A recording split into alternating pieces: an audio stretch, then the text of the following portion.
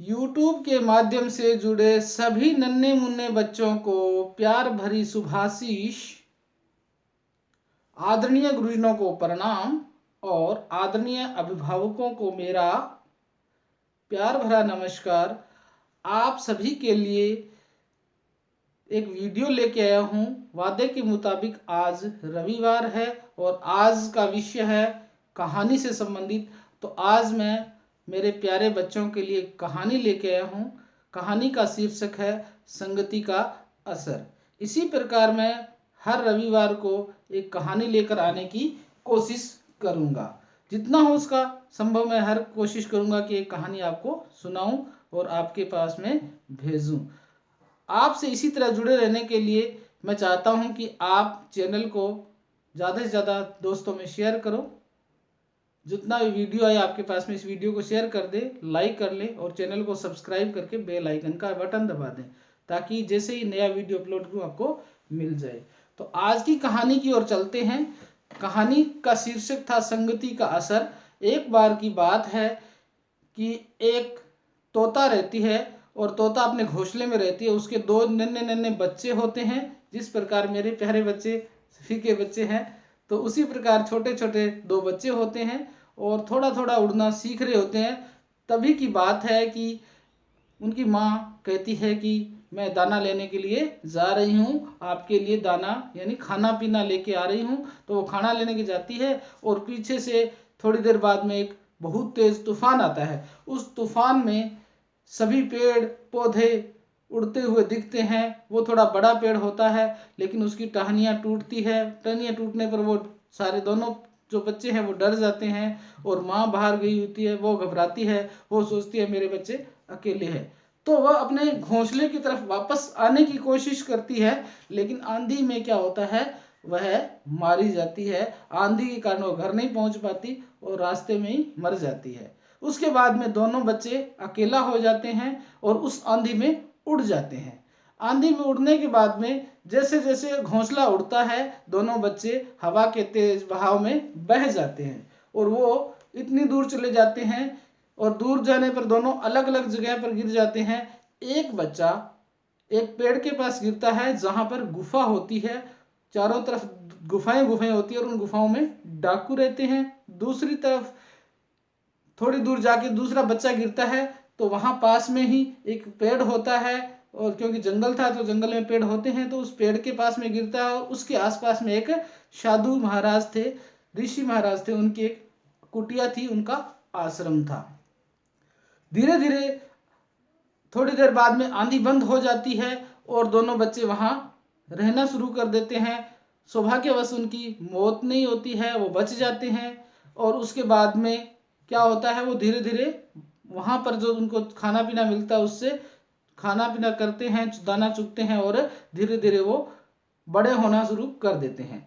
तो जैसे जैसे वो बड़ा होते हैं तो उनके उनके दोनों तरफ वातावरण अलग अलग होता है क्योंकि एक के आसपास में साधु महात्मा रहते हैं और दूसरे जो तोता है उसके आसपास में डाकुओं की गुफाएं हैं। तो जैसे ही पहले तोते की बात सुने तो वो जो तोता एक पहला गुफाओं के पास गिरता है जहां डाकू रहते हैं तो वहां से जैसे ही कोई आदमी, कोई औरत या वहां से कोई काफिला गुजरता है तो वो डाकू उस पर हमला कर देते हैं। और हमला करने से पहले उनमें कोई सूचना देता है तो जोर से आवाज लगाता है कि यहाँ से अकेले आदमी गुजर रहा है, कोई काफिला लोग गुजर रहे हैं, उनके पास धन होगा, चलो चलते हैं उनको लूट लेते हैं, चलो चलो आ जाओ लूटते हैं। ऐसी बातें वो तोता वहां बैठा हुआ पेड़ पर सुनता रहता है। उसके दिमाग में वो बातें जमा होती जाती है, पक्की होती जाती है और तोता का बच्चा है वो धीरे धीरे बड़ा होता जाता है और उसके दिमाग में वो बातें घर कर जाती है जैसी बातें वो सुनता है। दूसरी तरफ का तोता है वो वहां बातें सीखता है। कौन सी? साधु महात्मा के आश्रम में। साधु महात्मा कहते हैं ऋषिवर आइए, मैं आपको प्रणाम करता हूँ। वहां पर भी कोई आदमी, कोई राहगीर गुजरता है ऐसे, तो गुजरने पर वो क्या करते हैं, ऋषिवन आइए महोदय, आपका मैं हमारी कुटिया में स्वागत है। आप यहाँ भोजन करिए, पानी पीजिए, अगर थक गए हैं तो विश्राम कीजिए, मैं आपकी क्या सेवा कर सकता हूँ। ऐसी बातें सुनते हैं। ऐसे करते करते समय बीतता जाता है। दोनों तोते के बच्चे हैं वो बड़े बड़े पक्षी के रूप में हो जाते हैं। कुछ ही दिनों बाद में वहाँ का राजा शिकार करने निकलता है। राजा के साथ बहुत बड़ा काफिला होता है, उसके साथ शिकार करने के लिए जाता है। तो उसके पीछे उसके मंत्रीगण आते हैं, लेकिन जैसे ही वो जंगल के पास में आता है तो उनको सभी को बोल देता है कि आप यहाँ रुकिए और मैं शिकार करके वापस आने वाला हूँ। तो जैसे ही वह शिकार करने के लिए जंगल की तरफ बढ़ता है, उसको एक हिरण दिखता है। वो हिरण के पीछे पीछे भागता है अपने घोड़े को लेके। भागते भागते वो बहुत दूर जंगल में चला जाता है, और जंगल में जाते जाते वह रास्ता भूल जाता है। उसको पता नहीं होता है कि जंगल में वो किस दिशा में आ गया, और वह रास्ता भूल जाता है। तो प्यारे बच्चों, यहाँ पर एक नया मोड़ आने वाला है कहानी में, क्योंकि जैसे ही रास्ता भूलता है, फिर राजा सोचता है कि अपने चलते हैं, किसी न किसी तरफ दिशा में बढ़ेंगे तो कोई न कोई राज्य, कोई न कोई गांव या घर तो मिलेगा ही मिलेगा। वह अपने घोड़े पर चढ़ जाता है दोबारा से और अपनी यात्रा शुरू कर देता है, लेकिन वह बहुत थक जाता है। इस कारण वो क्या करता है, एक जगह रास्ते में कहता है थोड़ी देर विश्राम कर लेते हैं, उतनी दूर चला जाता है। जैसे वह विश्राम करने के लिए कोई पेड़ के नीचे सोता है, तो वहाँ आसपास में जो डाकुओं का काफिला रहता है, वह उन डाकुओं के क्षेत्र में चला जाता है। जैसे ही वह जाके वहाँ पेड़ के नीचे आराम करना शुरू करता है घोड़े को लेके, तो राजा था, राजा के मुकुट था, आभूषण बहुत सारे गले में पहन रखे थे, उसके पास बहुत सोना चांदी था, हाथों में पैरों में आभूषण पहन रखे थे, कानों में। ठीक है, तो इस प्रकार बहुत से आभूषण होने के कारण जैसे ही तोता उसको देखता है तो वो जोर जोर से चिल्लाना शुरू करता है, आइए ये देखो एक आदमी आया है, पता नहीं कौन आया है, इसके पास बहुत सारा धन लग रहा है और इसके पास एक घोड़ा भी है, आ जाओ इसको लूट लो, इसका सारा धन लूट लो, जल्दी जल्दी आ जाओ, जल्दी जल्दी आ जाओ। ऐसी बातें वो तोता कहता है, और राजा उस वृक्ष के नीचे थका हुआ एकदम लेटता है। लेटते ही उसको ऐसी बातें सुनाई देती है, तो राजा चौकन्ना होता है, एकदम सतर्क होता है और खड़ा होके वहां से अपने घोड़े पर चढ़कर वापस दोबारा भागना शुरू कर देता है अपने रास्ते की ओर, कि अपने को यहाँ खतरा है, आगे चलते हैं। ऐसा होने के बाद में क्या होता है, वो थोड़ी दूर और आगे निकलता है, थोड़ी दूर आगे जाता है तो सोचता है अब डाकू पीछे नहीं आएंगे, डाकू पीछे रह गए होंगे, अपने यहाँ आराम कर लेते हैं। तो वो आगे फिर पेड़ के नीचे सोने के लिए आराम करने की सोचता है तो उसको जैसे ही पेड़ के नीचे लेटता है तो उसको उस पेड़ के ऊपर से आवाज सुनाई देती है कि आइए महोदय, आपका हमारे ऋषि आश्रम की कुटिया में स्वागत है। आप आए, हमारा अहोभाग्य है कि आप हमारे घर पधारे, हमारी कुटिया में पधारे। हम आपकी क्या सेवा कर सकते हैं? आइए भोजन ग्रहण कीजिए, पानी पीजिए, और अगर थक गए हैं तो विश्राम कर लीजिए। यहाँ पर जितना समय आप रह सकते हो आप विश्राम कीजिए। अगर आपका जब इच्छा हो आप जा सकते हो, इस कुटिया को आप अपनी ही कुटिया, अपना घर ही समझे। ऐसा कहता है वह तोता। और उसी समय ऋषि महाराज कहीं बाहर गए हुए होते हैं, उस कुटिया में नहीं होते हैं।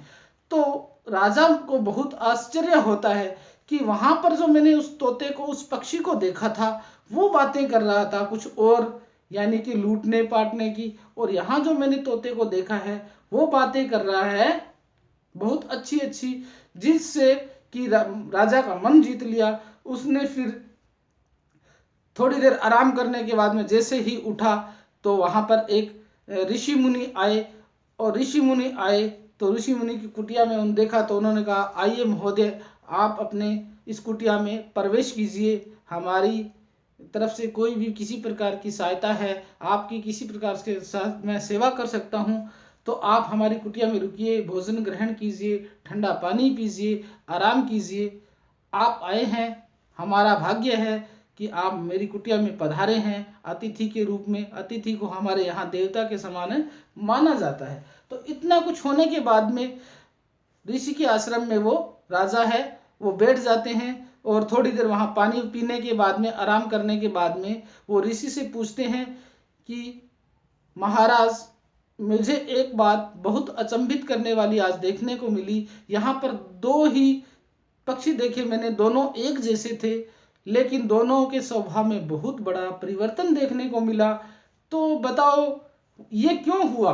दोनों मेरे को एक जैसे लग रहे थे और दोनों मेरे को भाई लग रहे थे, लेकिन हो सकता है ये ऐसे व्यवहार क्यों कर रहे थे? तो ऋषि ने राजा की पूरी बात सुनी। राजा ने बताया कि मेरे साथ ऐसा ऐसा हुआ था। तो उस बात को सुनने के बाद में, दोनों जगह की बात को सुनने के बाद में, ऋषि महाराज ने राजा से बोला कि राजन सुनिए, आपको पता नहीं है अभी तक, लेकिन आपको मैं अवगत करवाना चाहता हूं कि हमारे संसार में जैसा चारों तरफ वातावरण होगा वैसे ही हमारे विचार हो जाएंगे, और वैसे ही हम बोलेंगे, वैसे ही विचार अंदर से उत्पन्न होंगे और वैसे ही हम कार्य करेंगे। अगर हमारे चारों तरफ का वातावरण अच्छा होगा तो हम अच्छे कार्य करेंगे, अच्छे विचार उत्पन्न होंगे। अगर वातावरण चारों तरफ का खराब होगा, गलत वातावरण होगा, तो हमारा व्यवहार भी बहुत गलत हो जाएगा और हमारे सोचने विचारने की क्षमता है वो नष्ट हो जाएगी। तो इतना सुनने के बाद में राजा को बहुत अच्छा लगता है कि हमें अच्छे वातावरण में रहना चाहिए, अच्छे व्यवहार करने चाहिए और किसी बुरी संगति में नहीं पड़ना चाहिए। इस प्रकार वहाँ से राजा अपने घर चला जाता है और ऋषि से एक बहुत अच्छा ज्ञान लेके जाता है, क्योंकि ज्ञानवर्धक जो कहानी उसको सीख के रूप में सुनने को मिलती है। तो आज की कहानी में मेरे द्वारा आपको एक तोते की कहानी बताई गई, उसमें यह शिक्षा दी गई है कि हमें किसी प्रकार का भी समय आए, हमें अच्छे वातावरण में रहना चाहिए और अच्छे माहौल के साथ साथ अच्छे दिमाग, अच्छे व्यवहार का उपयोग करना चाहिए। हमारे बच्चों को भी अच्छे व्यवहार में, अच्छे वातावरण में रखने की कोशिश करना चाहिए जहाँ तक हो सके। अन्यथा उस तोते की भांति हमारे बच्चे भी बिगड़ सकते हैं, और दूसरे तोते की भांति अगर हम अच्छा व्यवहार करेंगे उनके साथ, उनके सामने अच्छा व्यवहार करेंगे, अच्छा उदाहरण रखेंगे, अच्छी कहानियाँ रखेंगे, अच्छे अच्छे वातावरण को चारों तरफ देखेंगे और बताएंगे उनको, तो हो सकता है हमारे बच्चे अच्छे रास्ते पर चले और विवेकशील ज्ञानी बने। तो उम्मीद करता हूँ प्यारे बच्चों, मेरे आदरणीय गुरुजनों और सभी आदरणीय अभिभावकों, ये जो मैंने कहानी आपके सामने रखी है आपको एक शिक्षा देकर जा रही होगी। और ऐसी कहानी आगे की फिर लेके आऊँगा जिसमें बच्चों से संबंधित कहानी होगी, मेहनत का फल। और उस मेहनत के फल की कहानी को देखने के लिए आपको हमारे चैनल को सब्सक्राइब जरूर करना होगा। अगर कहानी आपको पसंद आई है तो जाते जाते लाइक कर दीजिएगा, चैनल को शेयर कर दीजिएगा, वीडियो को शेयर कर देना, ताकि मेरा मोटिवेशन बढ़े और मैं ऐसी कहानी आपके लिए बनाता रहूं। आज के लिए बस इतना ही, नया वीडियो लेकर फिर आऊँगा। तब तक के लिए जय हिंद, जय भारत।